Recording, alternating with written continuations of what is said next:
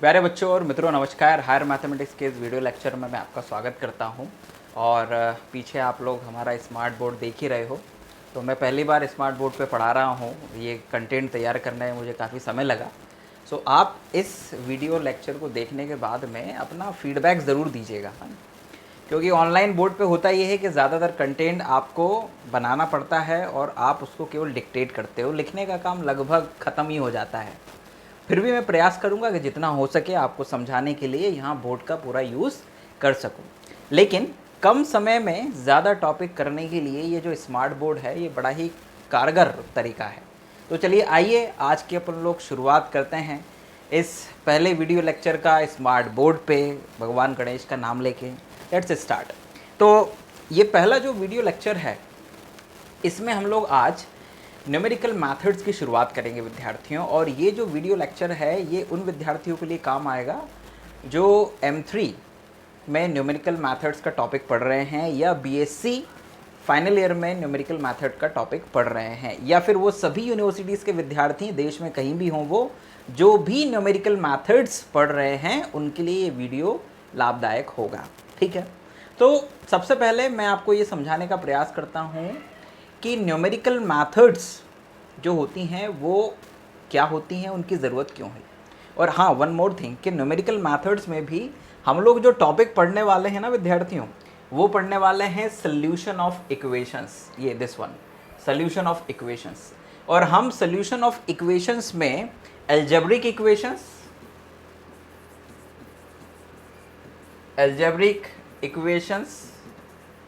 And transcendental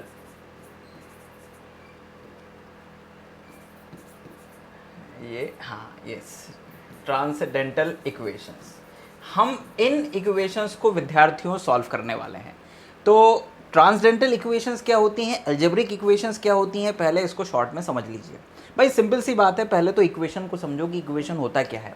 देखो, equation जब भी आप किसी पॉलिनोमियल को, है ना, ज़ीरो या किसी कांस्टेंट से इक्वेट कर देते हैं तो उसको कहते हैं हम लोग क्या, इक्वेशन। I repeat, equation. अब ये जो पॉलिनोमियल होते हैं ये दो तरीके के होते हैं, एक होते हैं अलजेब्रिक और एक होते हैं ट्रांसडेंटल। तो अलजेब्रिक क्या होते हैं, अलजेब्रिक वो होते हैं जिसमें केवल वेरिएबल होता है। वेरिएबल मतलब जैसे x³ हुआ प्लस 3x हो गया प्लस 2x हो गया, लाइक दैट, ये होता है। और ट्रांसडेंटल इक्वेशन या पॉलिनोमियल वो होता है जिसमें नॉन अलजेब्रिक टर्म्स जैसे sin x हो गया, cos x हो गया, log x हो गया, ये सब जो टर्म्स होते हैं ये इन्वॉल्व हो जाएं। आई रिपीट, वेरिएबल टर्म्स या अलजेब्रिक टर्म्स भी होंगी, लेकिन अगर उसमें sin x, cos x या log x जैसे टर्म्स, एक्सपोनेंशियल x, ऐसे टर्म्स अगर इन्वॉल्व हो जाते हैं तो हम उस पॉलिनोमियल को या उस इक्वेशन को कहते हैं ट्रांसडेंटल इक्वेशन। ठीक, तो पहले तो इन दोनों ही इक्वेशंस का अंतर समझ जाइएगा बच्चों। ठीक है, ये पेन का कलर मैं चेंज कर लेता हूँ, वाइट ज़्यादा बेटर रहेगा, है ना। सो विद्यार्थियों, आपको ये समझ में आया होगा कि ट्रांसडेंटल और अलजेब्रिक इक्वेशन क्या होती है। ठीक, अब होता ये है विद्यार्थियों कि इक्वेशंस को, जैसे ट्रांसडेंटल इक्वेशन जो होती है ना, जैसे मैं यहाँ पे आपके सामने ऐसे लिख दूँ क्या, कि x³ plus 3x plus sin x is equals to 0। अब जैसे ये इक्वेशन मैंने आपके सामने लिख दी, अब इस इक्वेशन को मान लीजिए आपको सॉल्व करना है तो कैसे करोगे, इट्स वेरी टफ। क्योंकि जो इक्वेशंस होती हैं उनको आप फैक्टराइज करके या फिर ग्राफ की मदद से उनका रूट तो निकाल सकते हो।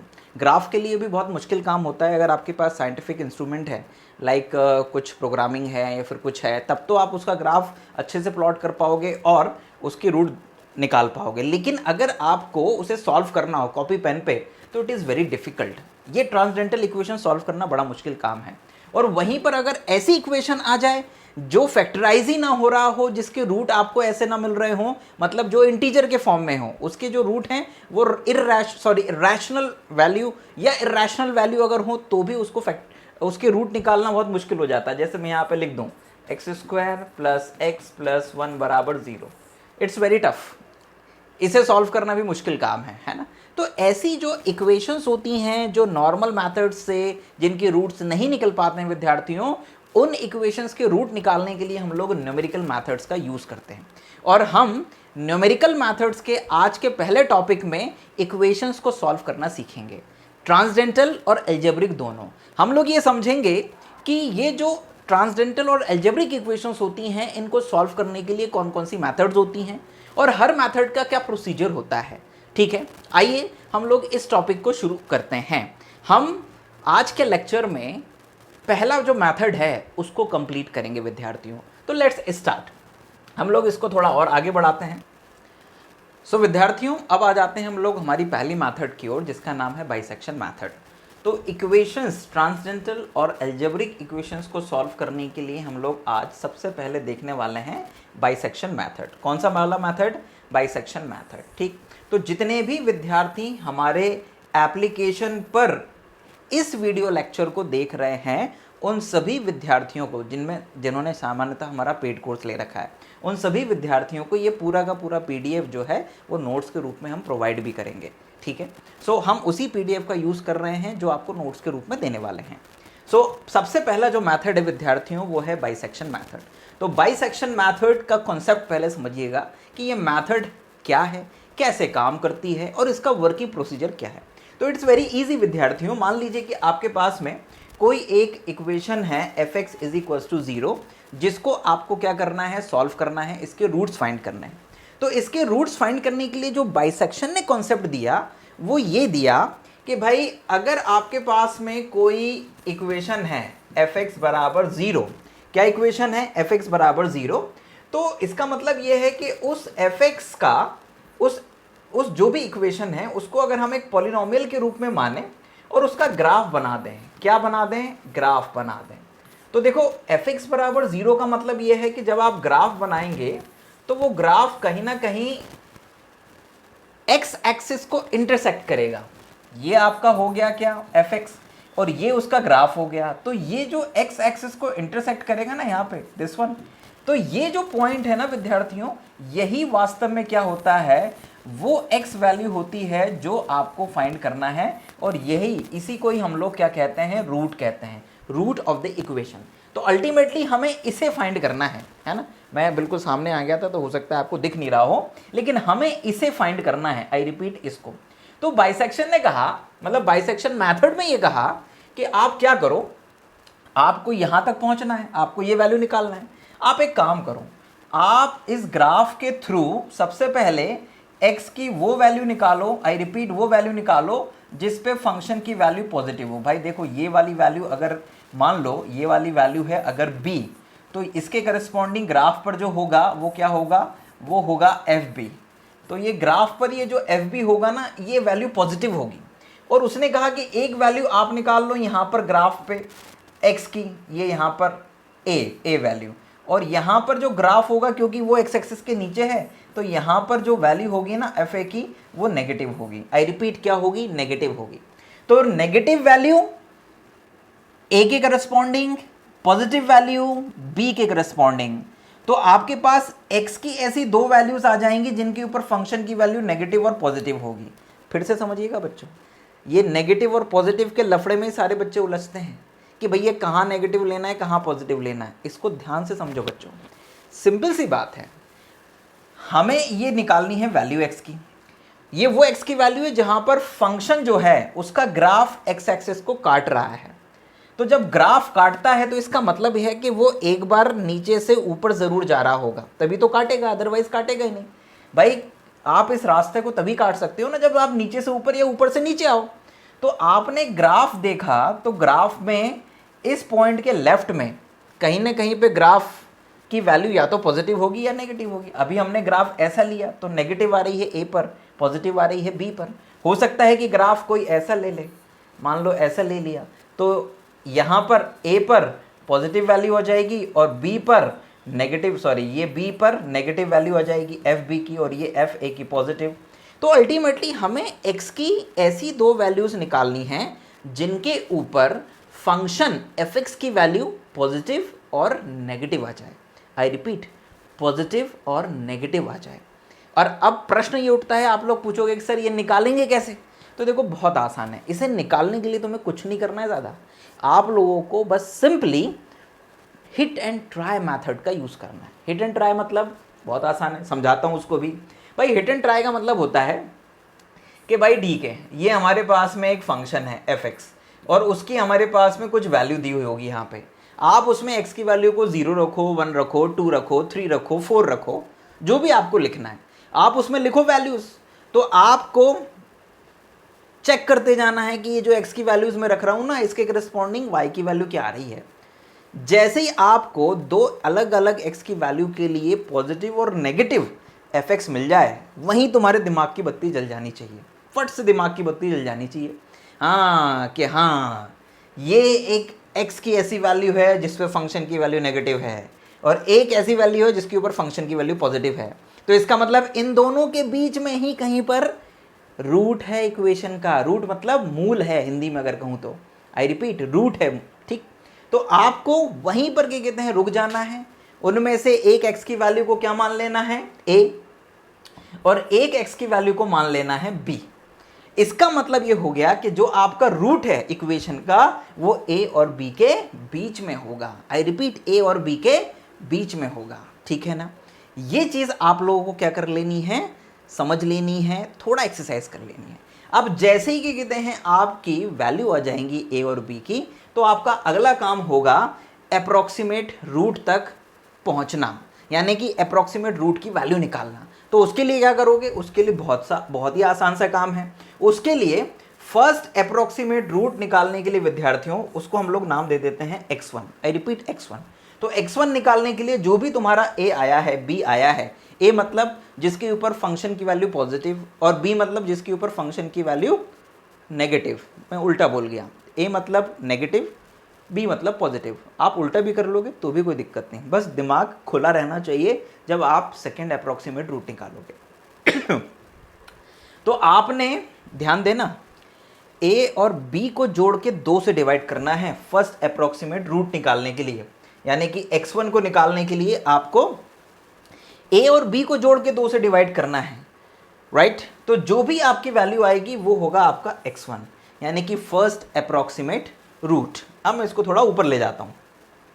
सो विद्यार्थियों, आप लोगों ने x1 की वैल्यू निकाल ली कितनी, x1 बराबर a plus B upon 2। This is your first approximate root, right. ये हम लोगों ने लिखा भी है फर्स्ट अप्रोक्सीमेट रूट, ठीक।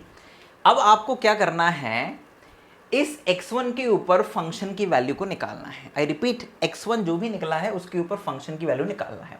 अगर मान लो fx1 बराबर 0 आ गया तो भाई आपका रूट ही आ गया। क्या आ गया, आपका रूट आ गया। और अगर मान लो fx1 की जो वैल्यू है वो 0 नहीं आई, तो इसका मतलब यह है कि जो आपका रूट है वो कहीं ना कहीं अगली जो वैल्यू है उन दोनों के बीच में कहीं पर है। अब अगली वैल्यू का मतलब मैं समझाता हूं, यहाँ पे देखो जरा ध्यान से। अब मान लीजिए विद्यार्थियों कि आपने इस fx1 की वैल्यू को निकाला, और ये जो वैल्यू है fx1, हाँ, ये जो वैल्यू है fx1, ये fx1 जो है मान लीजिए नेगेटिव आ गई। आई रिपीट, क्या आ गई, नेगेटिव आ गई।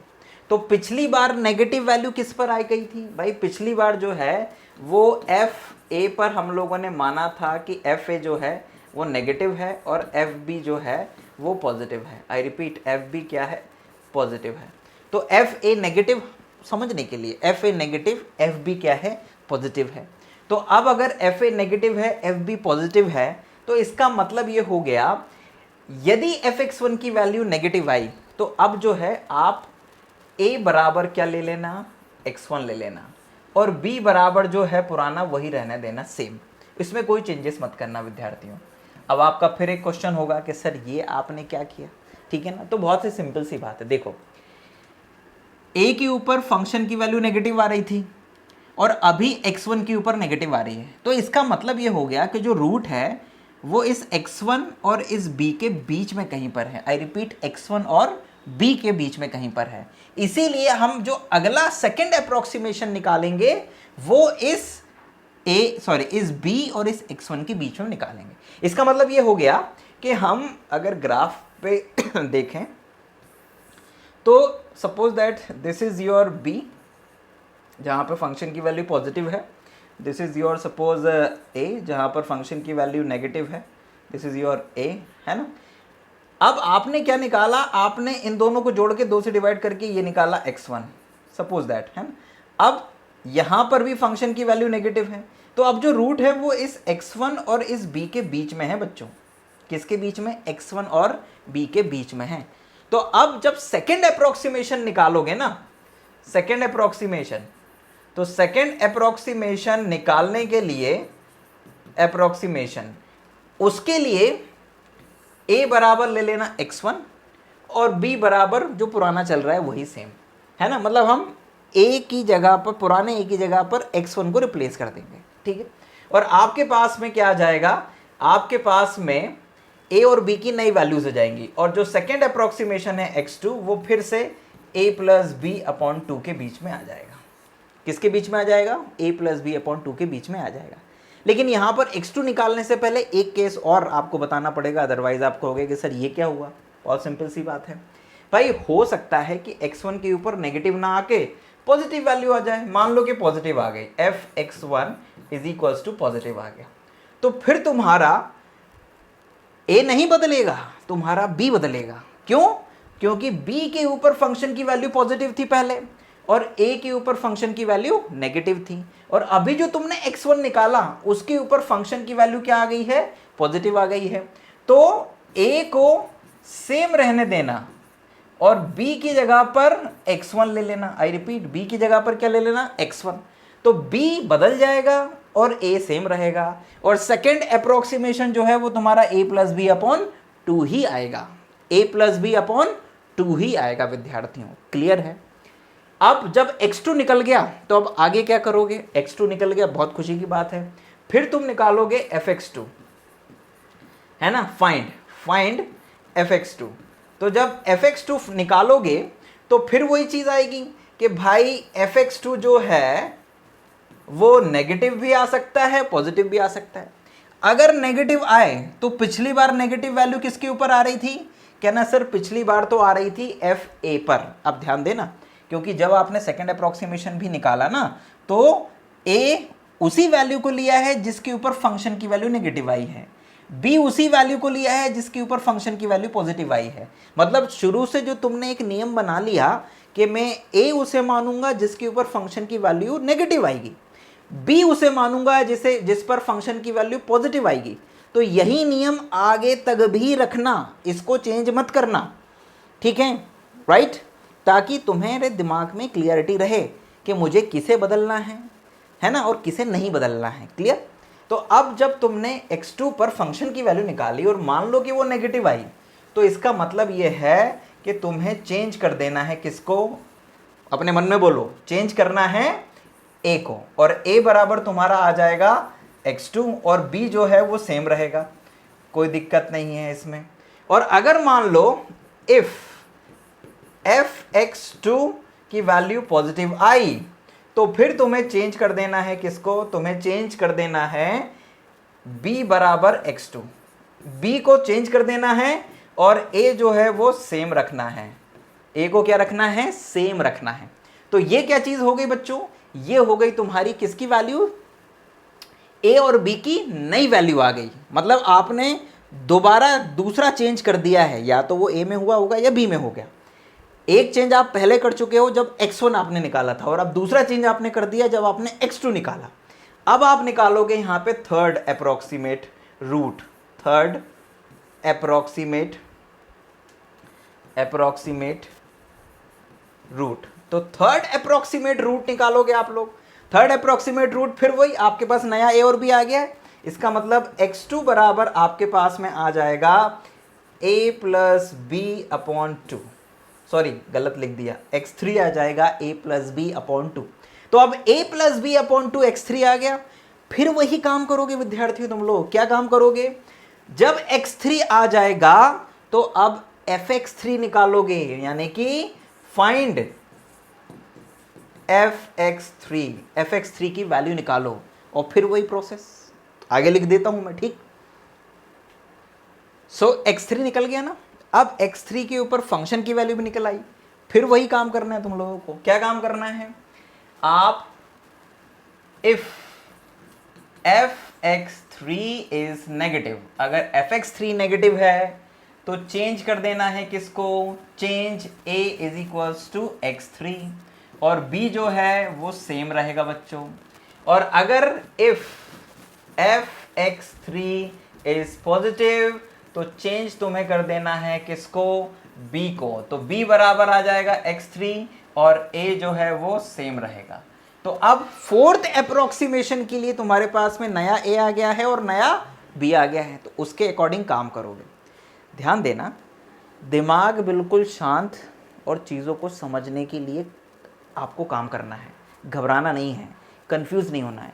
अगर शुरुआत में आपको कुछ चीज़ें समझने में दिक्कत हो रही हो तो फिर से वीडियो को रिवाइंड करके देख लेना, है ना। ये नोट्स मैं आप लोगों को एप्लीकेशन पे डाल दूंगा, तो आप एप्लीकेशन पे जाके ले सकते हो। पर ध्यान देना कि ये नोट्स केवल वही बच्चा एक्सेस कर पाएगा जो पेड कोर्स में होगा। बाकी video free of cost YouTube पर भी सारे बच्चों के लिए अवेलेबल होगा, लेकिन कंटेंट केवल आपको जो पेड कोर्सेज वाले बच्चे हैं उनको मिलेगा, ठीक है। सो अगर आपने एप्लीकेशन अभी तक डाउनलोड नहीं करा है तो करो भाई, देर किस बात की है, एप्लीकेशन भी डाउनलोड करिए। वहाँ पर भी ये लेक्चर पूरा का पूरा video lecture free of cost रहेगा, वो भी अटेंड कर सकते हो। नोट्स पेड कोर्स में मिल जाएंगे और डाउट क्लियरिंग सेशन भी पेड कोर्स में आपके लाइव होंगे जल्द ही, ठीक है, ठीक है। So this is the process विद्यार्थियों, ये पूरी की पूरी प्रोसेस आपको यहाँ पर मिलेगी और आप इस तरह से आगे बढ़ोगे। Now we will take an example, ठीक है, हम लोग एक एग्जाम्पल लेते हैं, समझते हैं, है ना। हमने इंजीनियरिंग मैथमेटिक्स की एक खास बुक का रेफरेंस लिया है, डॉक्टर BS ग्रेवाल का, है ना। हमने वहाँ से ये सारी की सारी चीज़ें ली हैं, आप उस बुक को रिफ़र भी कर सकते हो, लेकिन ये नोट से आपका काम चल जाएगा विद्यार्थियों, ठीक है।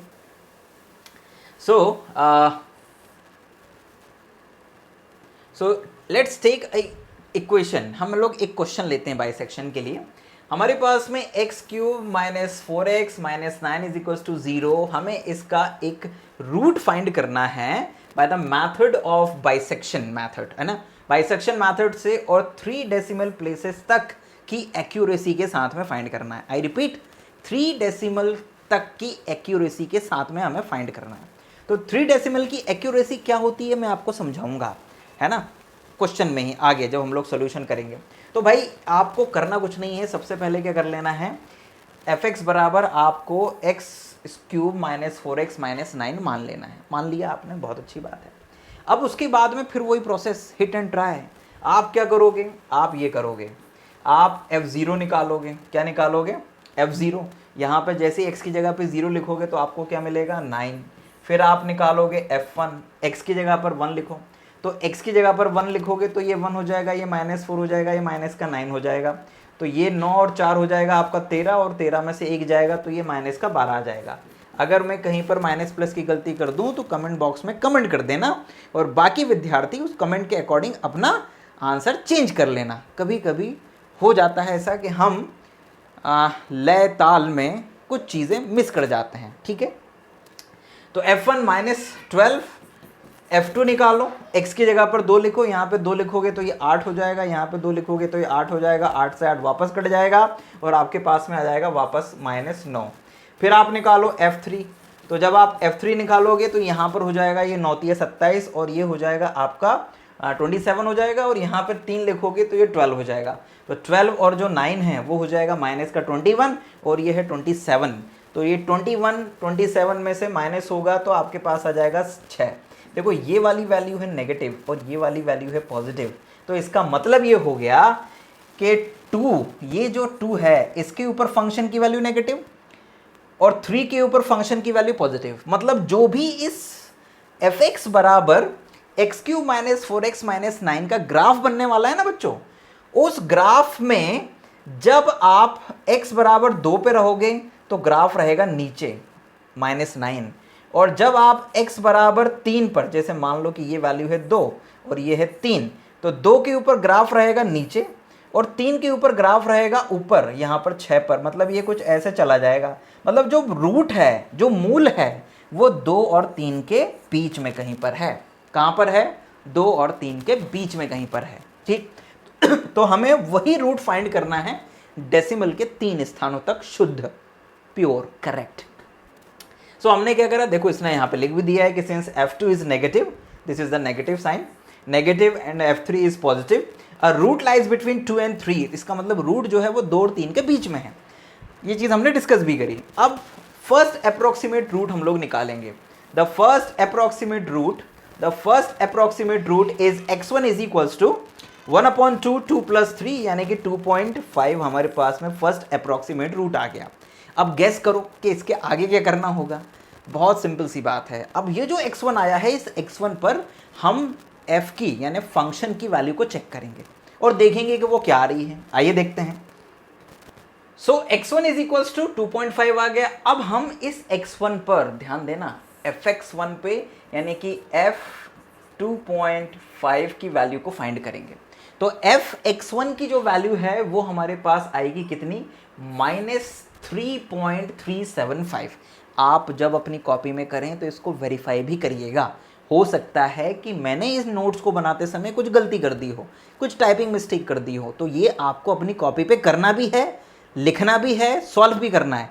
क्योंकि मैं तो भाई स्मार्ट बोर्ड पे पढ़ाता जा रहा हूँ, लेकिन तुम लोग अगर केवल देख देख के सोच रहे हो कि हाँ भाई हो रहा है, बहुत अच्छा हो रहा है, हमें समझ में भी आ रहा है, बहुत बढ़िया, तो ऐसा गलत कर रहे हो आप लोग। मैथमेटिक्स जब तक कॉपी पे लिख के नहीं करोगे कॉन्फिडेंस नहीं आएगा। हमेशा ध्यान रखना ये बात बच्चों, मैथमेटिक्स याद रखने की चीज़ नहीं, समझने और करने की चीज़ है, प्रैक्टिस करने की चीज़ है। Be careful.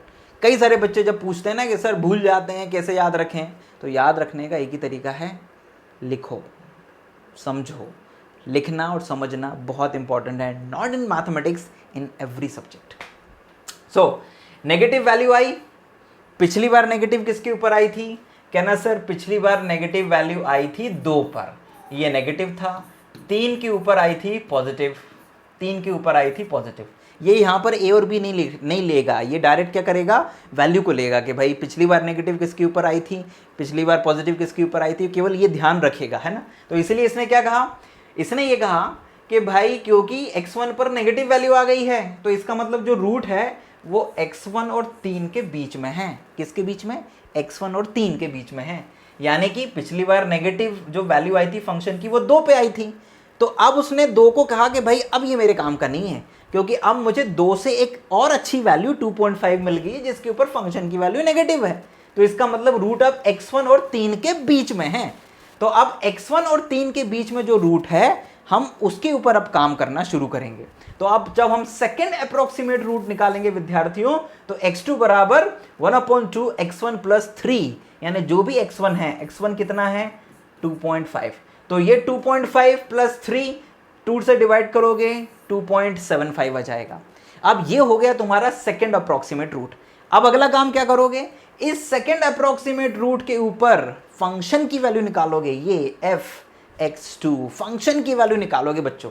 तो जब फंक्शन की वैल्यू निकालोगे ना, तो तुम्हारे पास में कितना आएगा, ये देखो 0.7969 पॉजिटिव वैल्यू आ गई। तो जब पॉजिटिव वैल्यू आ जाएगी तो अब पिछली बार पॉजिटिव वैल्यू किस पर आ रही थी, कहना सर पिछली बार 3 पे आ रही थी, और अभी किसके ऊपर आ गई, अभी कहना सर 2.75 पे आ गई। तो इसका मतलब जो है कि जो थर्ड जो आपका अब रूट है, आप रूट के नज़दीक आते जा रहे हो, तो अब जो आपका रूट है वो x1 यानी कि 2.5, x2 यानी कि 2.75 के बीच में है। ध्यान रखना, नोट्स में या बुक में जो लिखा रहता है तुम्हें वैसा का वैसा नहीं लिखना है, जो तुम्हें समझ में आ रहा है वो तुम्हें लिखना है।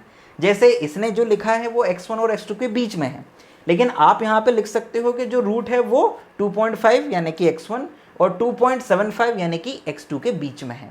तो अब जो थर्ड अप्रोक्सीमेट रूट निकलेगा वो इन दोनों को जोड़ के 2 से डिवाइड करके निकलने वाला है। आइए देखते हैं। तो बच्चों आपने सेकेंड अप्रोक्सीमेशन तक 2 वैल्यूज़ निकालनी हैं, किसकी, रूट्स की, अप्रोक्सीमेट रूट की। अब आ जाते हैं हम लोग थर्ड अप्रोक्सीमेशन के ऊपर, कि यानी कि थर्ड अप्रोक्सीमेट रूट आपका क्या आएगा। तो आपने देख लिया है कि जो x1 है जो कि आपका कितना आया था, ये 2.5 आया था, x2 आपने निकाला 2.75। तो अब इन दोनों के बीच में, भाई इसके ऊपर नेगेटिव आ गई वैल्यू, इसके ऊपर पॉजिटिव आ गई है, तो अब इन दोनों के बीच में आप लोग क्या निकालेंगे, थर्ड अप्रोक्सीमेट रूट निकालेंगे। तो थर्ड अप्रोक्सीमेट रूट जो है वो आएगा आपका 2.625। अब अगला काम क्या होगा, अब अगला काम होगा इस 2.625 के ऊपर fx की वैल्यू चेक करना। तो अब आप fx3 की वैल्यू निकालेंगे, यानी कि आप चाहें तो एक बार और यहां पर fx3 इक्वल टू करके f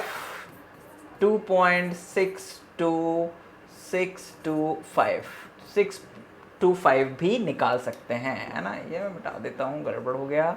तो यहाँ पर 625, ठीक है। ये तो 2.625 इसके ऊपर फंक्शन की वैल्यू निकालेंगे और चेक करेंगे कि इसके ऊपर साइन क्या आ रहा है, पॉजिटिव आ रहा है, नेगेटिव आ रहा है। तो भाई आपने देखा कि इसके ऊपर तो यार नेगेटिव वैल्यू आ रही है। तो यदि इसके ऊपर नेगेटिव वैल्यू आ रही है तो अब चेंज किसको करना पड़ेगा आपको। पिछली बार नेगेटिव वैल्यू किसके ऊपर आ रही थी, 2.5 के ऊपर, तो आप उसको चेंज कर दोगे। तो इसका मतलब ये हो गया कि जो रूट है अब वो x2 का मतलब है आपका नेगेटिव आ रही है ना, तो x2 का मतलब है कि जो रूट है वो x2 और x3 के बीच में है, यानी कि आपका ये वैल्यू आई है कितनी 2.625 और x2 था आपका कितना, x2 था 2.75, ठीक है, यानी कि 2.75 और ये आ गया 2.625। तो जो रूट है आपका विद्यार्थियों वो 2.75 और 2.625 के बीच में है। ध्यान देना, यहाँ पर हम लोग बार बार a और b को चेंज नहीं कर रहे हैं, ये हम लोगों ने वर्किंग रूल में समझा था। केवल हम यहाँ पर केवल ये देख रहे हैं कि किस x की वैल्यू के ऊपर नेगेटिव और किस वैल्यू के ऊपर पॉजिटिव वैल्यू आ रही है फंक्शन की। हम तो अल्टीमेटली लास्ट में उन दोनों के बीच की वैल्यू निकालते जाते हैं और ऐसे आगे बढ़ रहे हैं। तो हमने देख लिया था कि भाई अभी 2.625 के ऊपर नेगेटिव आई और पिछली बार 2.75 के ऊपर पॉजिटिव थी, तो इन दोनों के बीच में ही रूट है। तो अब जो हमारा फोर्थ अप्रोक्सीमेट रूट निकलेगा ना बच्चों, वो निकलेगा x2 का मतलब क्या है, x2 का मतलब है 2.75 और x3 का मतलब है 2.625। तो हम इन दोनों के बीच में फोर्थ अप्रोक्सीमेट रूट निकालेंगे तो वो आ जाएगा कितना, 2.6875। ध्यान दीजिएगा कि उसने हमसे 3 डेसिमल तक सही सही वैल्यू निकालने को कहा था, तो हमें कम से कम डेसिमल के 4 अंकों तक वैल्यू लेनी पड़ेगी, तभी हम 3 डेसिमल की एक्यूरेसी को प्राप्त कर पाएंगे। तो इसलिए जब 4 तक वैल्यू आने लगे ना तो उसको लेना शुरू कर दीजिएगा, ये मत सोचिएगा कि 3 तक की वैल्यू लेना है, नो, इट्स रॉन्ग। तो आई होप बच्चों कि आप लोगों को प्रोसेस समझ में आ गई होगी कि हम किस प्रोसेस को अडॉप्ट करते हुए थर्ड फोर्थ अप्रोक्सीमेट वैल्यू निकाल रहे हैं, अप्रोक्सीमेट रूट निकाल रहे हैं। इसी प्रोसेस को अगर आप रिपीट करेंगे तो आप x5 निकालेंगे। x5 किस किस के बीच में आएगा बच्चों, x5 आएगा आपका 2.75 और 2.625 के बीच में, ठीक है ना। तो ये आपके 625 नहीं 6875 के बीच में है ना, ये गलत लिख दिया मैंने। तो इन दोनों को ऐड करके 2 से डिवाइड करोगे तो फिफ्थ अप्रोक्सीमेट रूट आ जाएगा। फिर फिफ्थ अप्रोक्सीमेट रूट के ऊपर फंक्शन की वैल्यू चेक करोगे तो मुझे जहां तक लग रहा है कि इसके ऊपर वैल्यू जो है वो शायद क्या कहते हैं पॉजिटिव आने वाली है, इसीलिए जो x5 है वो किस किस के बीच में, वो x5 निकलेगा आपका ये क्या कहते हैं 2.71 और 2.68 के बीच में। तो आपके पास में 2.70315 आ जाएगा। अब इसके ऊपर जब फंक्शन की वैल्यू चेक करोगे तो शायद नेगेटिव आने वाली है, इसीलिए जो अगला रूट निकलेगा वो 2.70313 और 2.71875 के बीच में निकलेगा, एंड दिस इज x7 2.71094। इसी तरह से आप आगे बढ़ते जाएंगे। ध्यान देना, जो भी अप्रोक्सीमेट रूट निकालोगे उस पे फंक्शन की वैल्यू निकालने के बाद positive sign negative sign check कर लेना, उसके अकॉर्डिंग किन दोनों के बीच में अब आपका रूट है ये दिमाग में फोकस कर लेना, दिमाग में बिल्कुल क्लियर कर लेना, ठीक है ना, डाउट नहीं होना चाहिए। ऐसा करते करते करते करते जब आप आगे बढ़ जाओगे ना बच्चों, तो आप लोगों का अप्रोक्सीमेशन आ जाएगा कहाँ तक, आपने x8 निकाल लिया, x9 निकाल लिया, x10 निकाल लिया, आपने x11 भी निकाल लिया, x12 भी निकाल लिया। अब ज़रा ध्यान से देखिए कि आप लोग का जो रूट है बच्चों, है ना, वो ज़रा ध्यान दीजिएगा। इसको मैं पहले तो इरेज कर देता हूँ। सो अब अगर आप ध्यान दीजिएगा कि आपने x11 निकाल लिया, आपने x12 निकाल दिया, अब दोनों की वैल्यू देखो 2.706, 2.706। तो अब दशमलव के 3 स्थानों तक, दशमलव यानी डेसिमल के 3 डेसिमल प्लेसेस तक आपकी दोनों वैल्यूज मैच कर रही हैं। तो आपको 12 तक जाना पड़ेगा अगर आपसे क्वेश्चन में ये कह दिया है कि डेसिमल के 3 प्लेसेस तक आपको वैल्यू निकालनी है, करेक्ट वैल्यू निकालनी है, तो आपको यहां तक जाना पड़ेगा इस तरह के क्वेश्चंस में विद्यार्थियों। तो आपका जो अप्रोक्सीमेट रूट रहेगा, जो क्वेश्चन में उसने कहा था कि 3 डेसिमल तक करेक्ट होना चाहिए, वो होगा 2.7064। आप ले भी सकते हैं, नहीं भी ले सकते हैं, मतलब ये आपका आंसर होगा जो कि दशमलव के 3 स्थानों तक शुद्ध रहेगा। So this is your answer finally. तो ये है बच्चों बाइसेक्शन मेथड। ये आप लोगों ने छोटी क्लास यानी कक्षा 12वीं में पढ़ी होगी, है ना। नहीं पढ़ा है कोई बात नहीं, यहाँ पर आपके सामने आ गया है। तो आई होप कि जो आज हम लोगों ने बाइसेक्शन मेथड को समझा पढ़ा, आपको समझ में आया होगा। यहाँ पर मैंने नोट्स के रूप में कुछ और क्वेश्चंस भी दे रखे हैं। ये M3 के जो पेड कोर्सेज वाले बच्चे हैं उन लोगों को कहाँ पर मिल जाएगा, एप्लीकेशन पे और हमारी वेबसाइट पर भी मिल जाएगा। हमारी वेबसाइट भी आपके लिए उपलब्ध हो गई है, आप उस वेबसाइट का यूज़ करके अपने कोर्सेज को लैपटॉप पर भी देख सकते हैं। ठीक है विद्यार्थियों, jaipalvishwakarma.in this is our website, जहाँ पर ये पूरा का पूरा पेड कंटेंट आपके लिए अवेलेबल रहेगा। ये वीडियो आपके लिए एप्लीकेशन पे और वेब पोर्टल पे फ्री में भी रहेगा, लेकिन आप लोगों को नोट्स के रूप में नहीं मिल पाएगी कोई चीज़, उसके लिए मैं क्षमा चाहूँगा। और आपके लिए जो लाइव क्लासेस हैं, डाउट क्लियरिंग सेशन है, वो भी हम लोग नहीं रख पाएंगे, लेकिन वीडियो आपको हम फ्री में एप्लीकेशन पे भी और यूट्यूब पर भी उपलब्ध कराएंगे। ठीक है, तो जिन बच्चों ने पेड कोर्सेज ले लिया है बच्चों M3 का, उनके लिए ये पहला वीडियो लेक्चर था आज का। मुझे इसका फीडबैक यूट्यूब पर भी आप लोग दीजिएगा और एप्लीकेशन पे भी दीजिएगा कि यहाँ पर आपको चीज़ें क्लियर हो पा रही हैं कि नहीं हो पा रही हैं। कोई सजेशन हो तो वो भी दे दीजिएगा, ठीक है ना। ये एक इक्वेशन है, ये आपकी ट्रांसडेंटल इक्वेशन आ गई। कौन सी? sin x is equals to, sorry यहाँ पे ये लेना पड़ेगा, ठीक है या हाँ ठीक है, कलर भी सही है। इसको हटा दें, पहले जो पुराना लिखा हुआ था तभी नया लिख पाएंगे, इसको हटा दिया अपन ने। अब यहाँ पर ये जो sin x बराबर 1/x है, इसको आपको सॉल्व करना है और क्या करना है, बाइसेक्शन मेथड से इसका एक अप्रोक्सीमेट रूट फाइंड करना है। और उसने ये भी कह भी दिया है कि भाई आपको x बराबर 1 और x बराबर 1.5 के बीच में इसकी वैल्यू को लाना है। तो भाई पहले आप क्या करोगे कि ये जो आपको sin x बराबर 1/x दिया है, इसको सिंप्लीफाई करोगे तो ये हो जाएगा आपका x sin x और बराबर में 1, यानी कि x sin x - 1 बराबर 0। तो फिर आप क्या करोगे, इसको मान लोगे fx, तो ये आपका fx हो जाएगा कौन, x sin x - 1 बराबर 0। अब आपको इसका रियल रूट फाइंड करना है x बराबर 1 और x बराबर 1.5 के बीच में। तो भाई आपको कुछ नहीं करना है, आपको तो 1 और 1.5 इनके ऊपर फंक्शन की वैल्यू चेक करनी है। इस बात का ध्यान रखिएगा कि देखो ये यहाँ पर इसमें क्या करा है, इसने रेडियन को डिग्री में बदल लिया। किसको? रेडियन को डिग्री में बदला। मतलब ये जो 1 और 1.5 है ना, वास्तव में बच्चों ये रेडियन वैल्यू होती हैं, डिग्री वैल्यू नहीं होती है। तो दो तरीके हैं, या तो हर बार इन वैल्यूज़ को रेडियन में कन्वर्ट कर करके कैलकुलेशन करो और sin 57.3 डिग्री की वैल्यू निकालो, क्योंकि 1 बराबर 57.3 डिग्री होता है, आई रिपीट। या दूसरा तरीका है कि जो आपका कैलकुलेटर होता है, क्योंकि इस वाले पेपर में, न्यूमेरिकल मेथड्स के पेपर में आपको साइंटिफिक कैलकुलेटर अलाउ होता है पेपर में, है ना। नहीं हो तो बीएससी वाले बच्चे अपने एग्ज़ाम कंट्रोलर्स को समझाना, उनके सिलेबस में ऊपर लिखा रहता है ना, और इंजीनियरिंग वाले बच्चों को तो अलाउ होता है। तो आपको अपने कैलकुलेटर का जो मोड है ना, वो रेडियन में कन्वर्ट करना पड़ेगा इस वैल्यू को कैलकुलेट करने के लिए, इस वैल्यू को कैलकुलेट करने के लिए। So convert your mode of scientific calculator in radian और फिर इसको कैलकुलेट करना, तो तुम्हारी यही वैल्यू आएगी।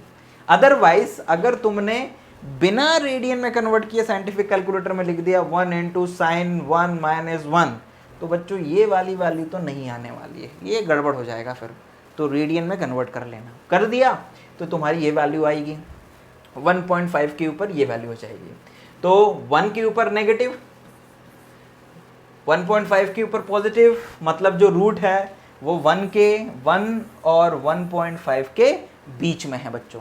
तो 1 और 1.5 के बीच में रूट है, आपने फर्स्ट अप्रोक्सीमेट रूट निकाला, दोनों को जोड़ा, 2 से डिवाइड करा, 1.25 आ गया। This is your first approximate root.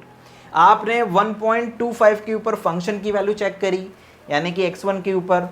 फिर वही कहूँगा रेडियन में मोड रखना है, जब भी साइन कॉस वाले क्वेश्चन आएंगे ना तो वहाँ पर रेडियन में होना चाहिए मोड KLC का। आपने कैलकुलेट करा तो fx1 के ऊपर पॉजिटिव वैल्यू आ गई, यानी कि यानी कि पॉजिटिव वैल्यू आ गई। पिछली बार पॉजिटिव वैल्यू किसके ऊपर आ रही थी? 1.5 के ऊपर, यानी कि जो रूट है वो 1 और 1.25 के बीच में आ गया है अब। यानी कि अगला जो सेकंड अप्रोक्सीमेशन निकलेगा वो 1 और 1.5 के बीच में निकलेगा। क्यों? क्योंकि 1 के ऊपर पिछली बार नेगेटिव आई थी, 1.5 पे पॉजिटिव आई थी, अभी 1.25 पर पॉजिटिव वैल्यू आ गई है, यानी कि 1 के ऊपर नेगेटिव है और 1.25 पे पॉजिटिव है। तो रूट मतलब इन दोनों के बीच में है ना। ध्यान रखना, पॉजिटिव और नेगेटिव फंक्शन की वैल्यू होती हैं, रूट की वैल्यू नहीं होती हैं। तो वैल्यू जो हैं वो पॉजिटिव और नेगेटिव फंक्शन की चेक करना है, लेकिन जिनके ऊपर वो वैल्यू आ रही है पॉजिटिव नेगेटिव, उनके बीच में, उन एक्स वैल्यूज के बीच में रूट होता है। Be careful. तो यहाँ पर रूट 1.25 और 1 के बीच में है। तो अब हम क्या करेंगे भाई, अब हम लोग इन दोनों के बीच में क्या कहते हैं वैल्यू निकालेंगे, यानी कि सेकंड अप्रोक्सीमेट रूट निकालेंगे। तो भाई ये अपन लोगों ने आगे बढ़ गए। अब इसको इरेज कर लेते हैं, ठीक है।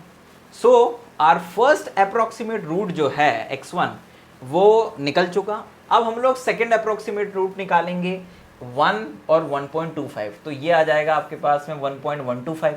फिर हम लोग x2 जो निकला, यानी कि f 1.125, इस पर क्या निकालेंगे? फंक्शन की वैल्यू निकालेंगे। तो फंक्शन की वैल्यू निकाली हमने, भाई ये आ गई, फिर से पॉजिटिव आ गई, है ना।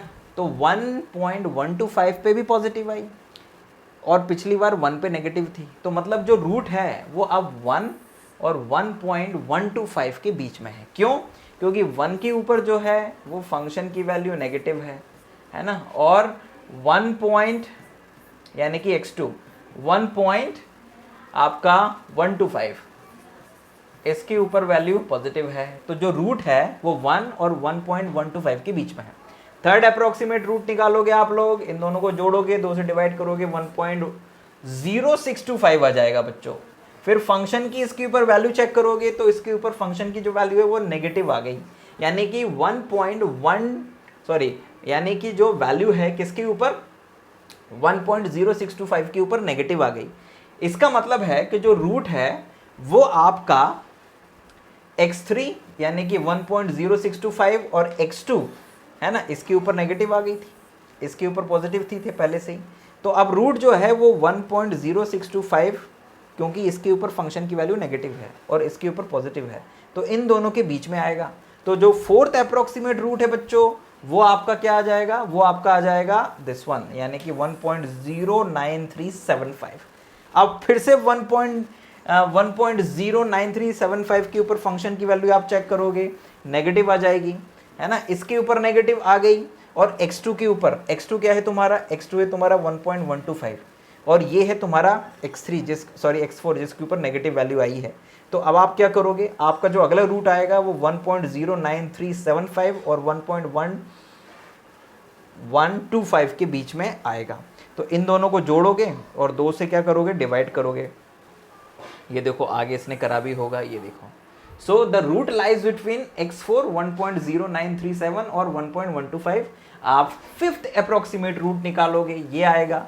उसके ऊपर फंक्शन का साइन चेक करोगे, नेगेटिव आया तो इसका मतलब रूट जो है वो 1.109375 और आपका 1.125 के बीच में है। 6th अप्रोक्सीमेट रूट निकालोगे, 7th अप्रोक्सीमेट रूट निकालोगे and the process goes on.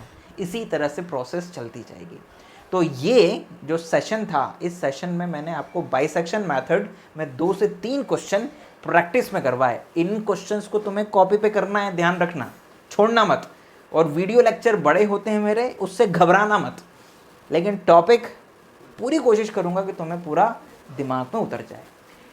Bisection की इन 3 क्वेश्चंस के अलावा नोट्स में, जिन्होंने पेड कोर्स ले रखा है उनके लिए नोट्स में कुछ और प्रैक्टिस क्वेश्चंस दिए हुए हैं, वहाँ से उनको कर लेना, तो ये मेथड कंप्लीट हो जाएगा। और जिनको पेड कोर्स नहीं भी लेना है ना, वो 3 कोर्स क्वेश्चन जो मैंने बताए हैं ना, इनको अच्छे से प्रैक्टिस कर लेना, तो बाइसेक्शन मेथड अपना पक्का हो जाना है, ठीक है ना, राइट। और जिन बच्चों के पेड कोर्सेस हैं M3 वाले बच्चों का, जैसे ही ये फर्स्ट मॉड्यूल कंप्लीट होगा, है ना, तो हम इस फर्स्ट मॉड्यूल के ऊपर जो भी आपकी डाउट क्लासेस हैं उनको लाइव सेशन में लेंगे और आपके क्वेश्चंस जो हैं उनको सबका समाधान कर देंगे। ज़्यादा बच्चे तो वैसे अभी हैं नहीं है, आगे होंगे, आगे जब जुड़ जाएंगे और बच्चे, तो उन सभी की क्लासेस जो डाउट सेशन है वो साथ में होने लगेंगे, ठीक है। और जब ज़्यादा बच्चे हो जाएंगे, यानी एक ही कोर्स में जब 100-150 बच्चे हो जाएंगे, तो देखेंगे और एक्स्ट्रा लाइव सेशन लिया करेंगे फिर उनके लिए अलग से। तो आई होप कि ये विद्यार्थियों, हमारा जो पहला स्मार्ट बोर्ड पे क्लास है आप लोगों के लिए लाभदायक रहा होगा, अच्छा रहा होगा। जो भी आपके सजेशन हैं, कमेंट हैं या आपके डाउट्स हैं, वो आप कमेंट बॉक्स में करिएगा। जो एप्लीकेशन पे बच्चे यूज़ कर रहे हैं वो हेल्प चैट में जाके अपने डाउट्स पूछ सकते हैं। बहुत बहुत धन्यवाद। हम जल्दी नेक्स्ट वीडियो लेक्चर में फिर आपके सामने होंगे और नया टॉपिक शुरू करेंगे, फॉल्स पोजीशन मेथड, ठीक। तो तब तक हमारे साथ बने रहिए। अगर आपने अभी तक हमारा एप्लीकेशन डाउनलोड नहीं करा है, कर सकते हैं, वेबसाइट पे आप कोर्सेज़ को जाके एक्सेस कर सकते हैं, ठीक है ना। खुश रहिए, अपना ध्यान रखिए, अपने माता पिता की सेवा करिए, आत्मविश्वास बनाए रखिए, अननेसेसरी की चीज़ों में अपना समय बर्बाद मत करिए, कंस्ट्रक्टिव वर्क करिए जिससे देश का विकास हो, आपका भी विकास हो। बहुत बहुत धन्यवाद। जय हिंद, वंदे मातरम।